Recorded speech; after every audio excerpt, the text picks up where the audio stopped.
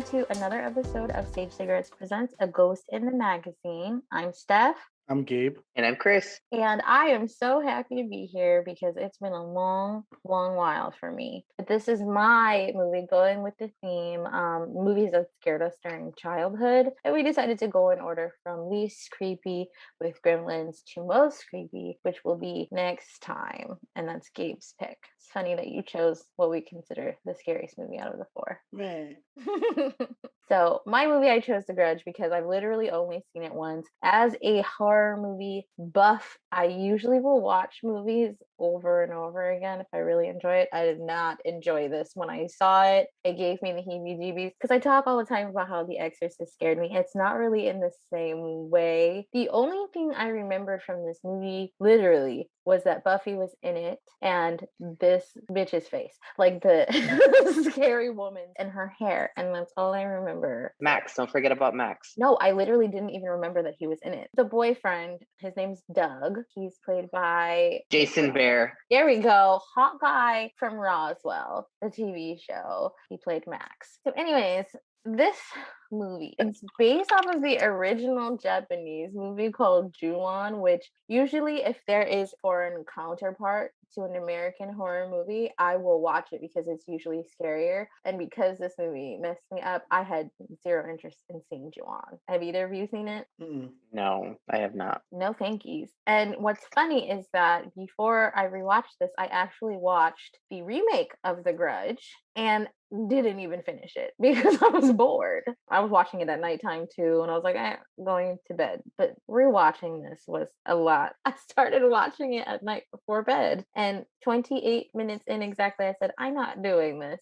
And then rewatched it the next day. When we rewatched it, I think it took about 10 minutes. And I'm like, oh, this is how this movie's starting. Okay, that's cool. Yes. So the movie starts with, a couple, regular American couple. The wife gets up. She's like, oh, honey, you're not in bed. And he yeets himself off a balcony and commits suicide. And what a freaking way to start a movie. It is very jarring. Especially the person who actually threw himself off the railing is a famous person. It was Bill Pullman. And, you think he's going to be like a character, he's going to be around. And first 5-10 minutes, well, there he is on the ground. I'd like to make it known that everyone's reactions were weird because I don't think anyone screamed. No. No, all the people downstairs just like, what's going on? Like, they were just nosy. And I don't know what can be said for Japanese culture. Everyone was just kind of like gathering around, even the wife. So the movie itself, it kind of jumps around in the storyline, but I'm just going to go through the storyline, how it was.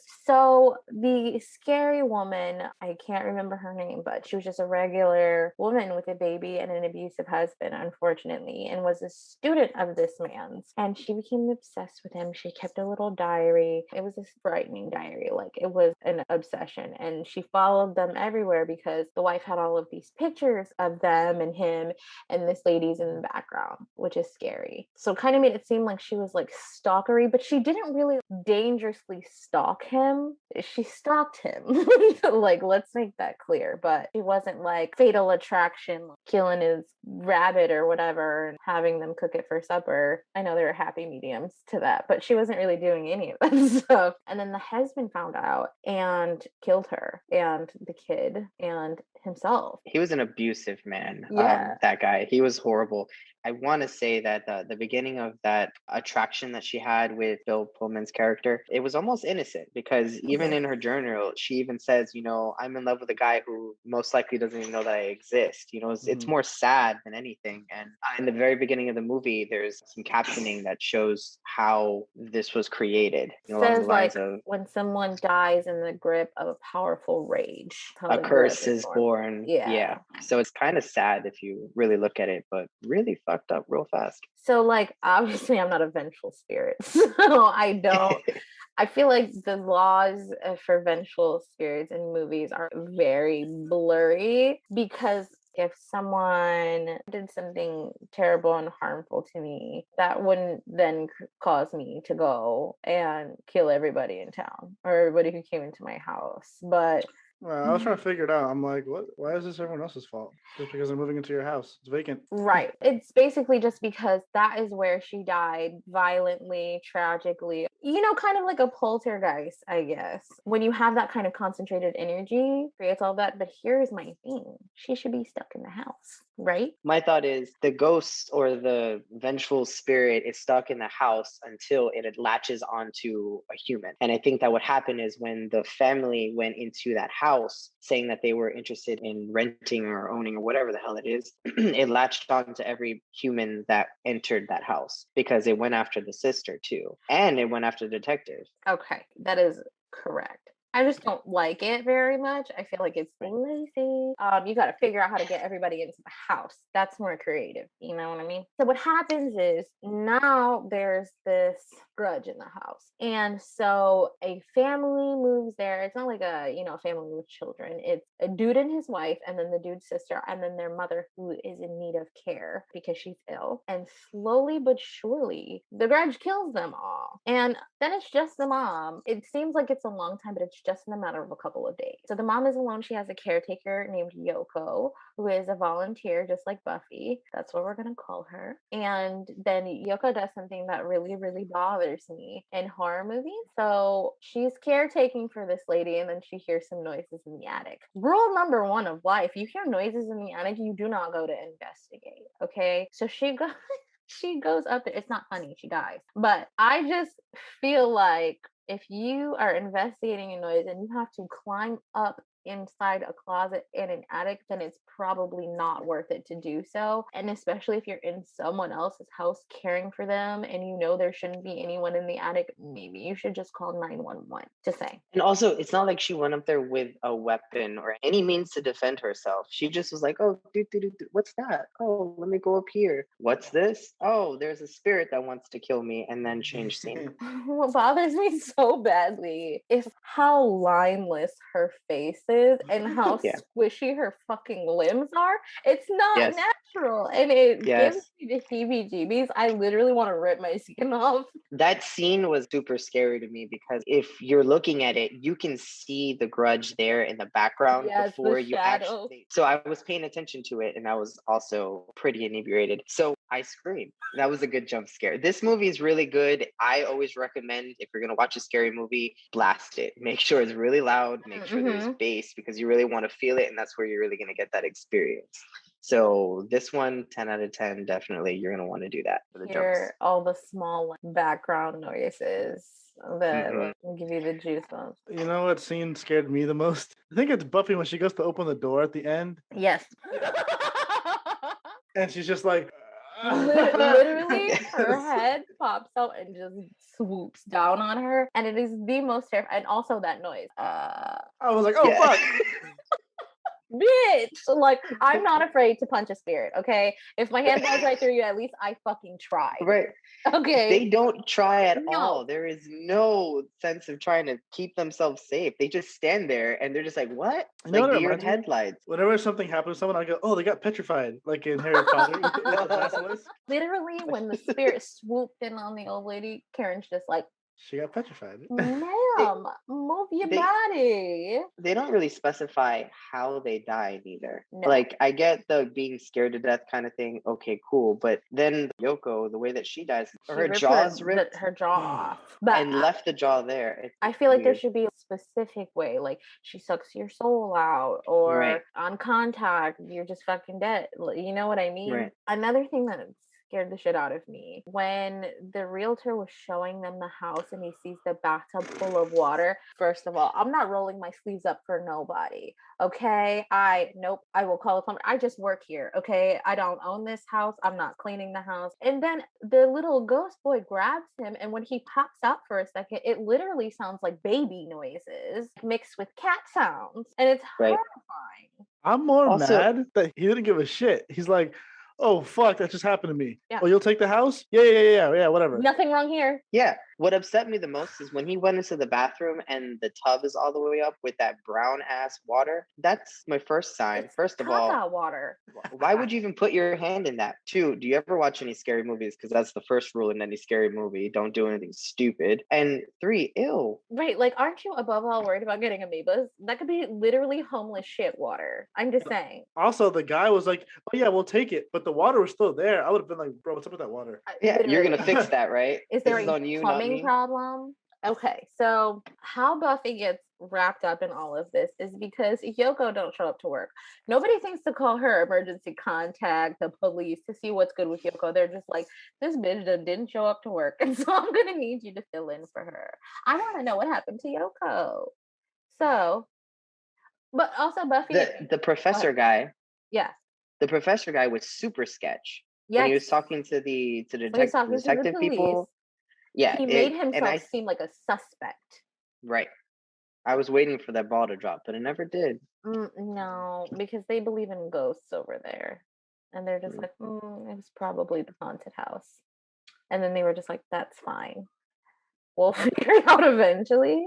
I like how the detective wasted no time though. Like once he realized what was happening, Yeah. he said, "I'm gonna burn this place down." Like I don't give a shit. Yeah. But Yes. then also, he fucking fell for the trap. Like you know what's happening here. How'd you still fall for it? Okay, so I forgot to mention about Bill Pullman, his character, because he ended up going to their house and he saw everybody dead. So he was like messed up, and that's why he like, he did the thing. That's why he jumped.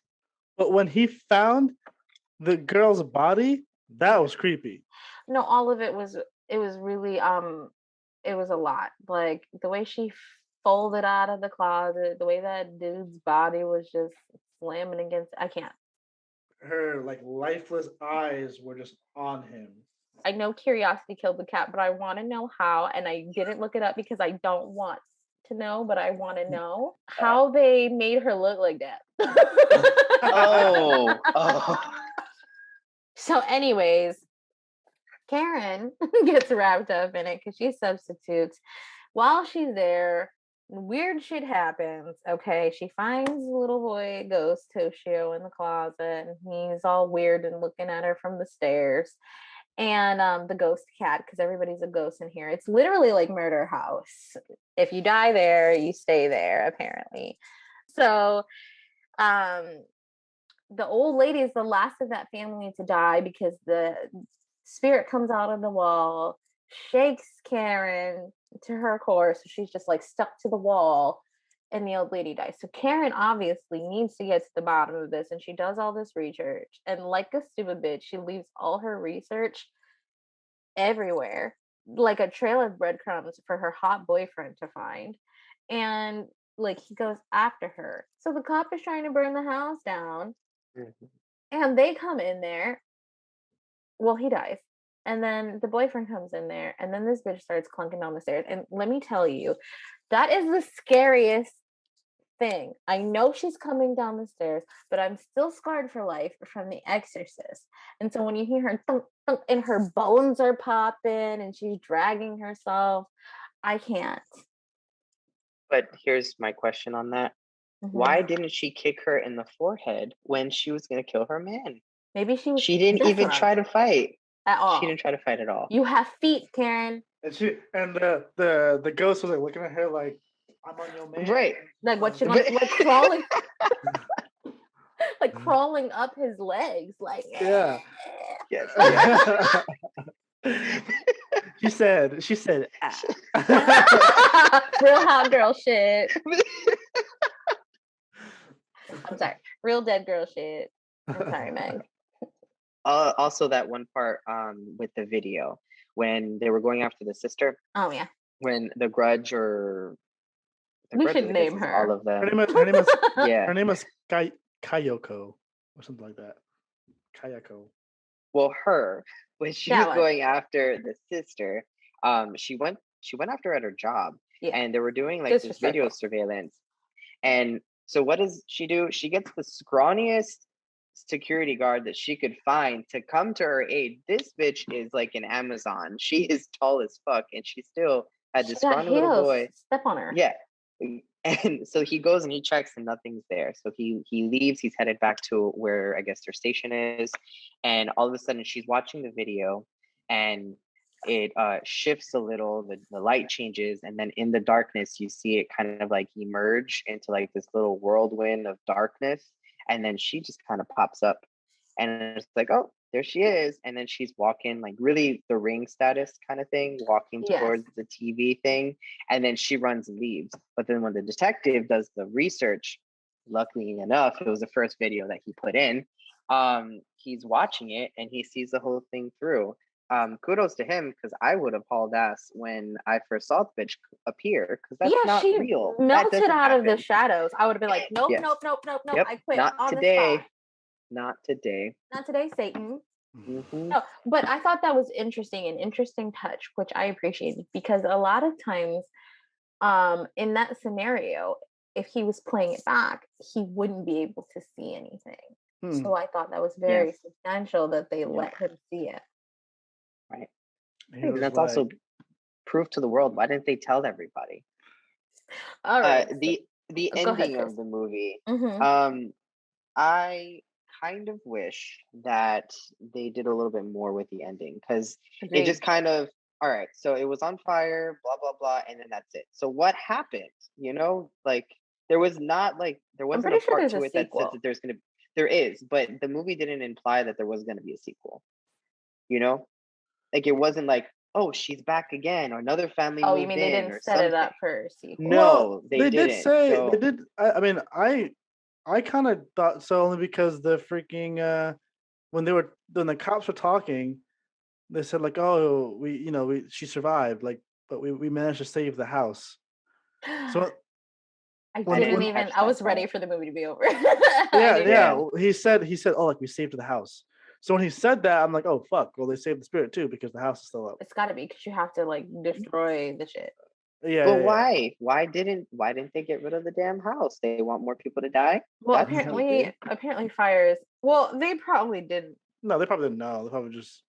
Because if I was like responding to an emergency, I wouldn't assume. Well, better let it burn the fuck down in case there's any ghosts inside. How do they explain how he died though? I don't think they do. Or any of the deaths? I don't think they explained it. No, because I mean, she's the only living person inside this building that she's saved from. And who's the killer? What happened to the killer? The ghost. Not really there. Yeah, I think they were like, I don't know how she survived or something like that. But Oh well, it's kind of like I didn't mean for me. I mean that's what they said. That sounded so abrasive. But like, because I always say like I want to know. I want the movie that happens after the movie's over, because like how do you wrap that up? And I always think that after watching the first Child's Play movie, because how the fuck do you explain that? I want to hear what they said to the other cops. yeah. That's a good question. Right? I'm gonna think like that every time I watch a movie now. Thanks. You should. You're welcome. Like it leaves you so dissatisfied always. But, no closure whatsoever. Never that. Any final thoughts? Yeah, I will say this movie is pretty scary. Yeah. And the effects were really good for only coming out in 2004. I'm just saying. I was like, damn, all right, like, good job. And I watched this by myself. Good. So I just want to make that known. But when I was watching it, the sun was still out. That's okay. We watched in the dark and surround sound, but we had each other in weed, so we were like super Gucci. Chris, and I'm pretty sure I screamed a lot more than you did. I'll own up to that because I had a good time. So I like the movie. It was good. Again, playing it really loud does help with the scares and the jumps, which I love that in a scary movie. That's something I'm not finding often these days with these scary movies. So I appreciate that. I recommend it. Watch it. It's a great movie. Well, it's a pretty good movie. I haven't seen the sequels, so there's that. But yeah, that's all I gotta say. Pretty good. I won't be doing that. I won't be looking at any sequels. You know, I I think think she's this. in it. I think I've seen the sequel, and I think Karen's in it. I think this movie holds up as being scary, and I remember people teasing me for being scared of it. And I'm like, did you not see her? Did you not see her? Did you not hear her? But, It's but not right. just a little bit about that though. I think if they're thinking of it the way I do, the very first thought I think of when I think of The Grudge is scary movie, and that's not scary to No, me but at this was all. when it came Because out. It okay, wasn't. It was okay. before the scary movie where it happened. So they were just being buttholes. But people say the same thing when I say I'm scared of The Exorcist. Why? I don't believe in that stuff. That doesn't mean that stuff doesn't believe in you. And if you were a church kid ever at any point in your life, it hits different. So that's all I'm gonna say. Um, yeah. So come back for the last movie in our What Scared Us as Children series for Gabe's pick, which is Hellraiser. You can, and he's gonna watch it again as an adult. You can find the podcast on Twitter at GITM Podcast. You can follow me on Twitter at WitchXPudding. You can follow me at Gabuto. And you can follow me on Twitter at Cristolicos. Okay, bye.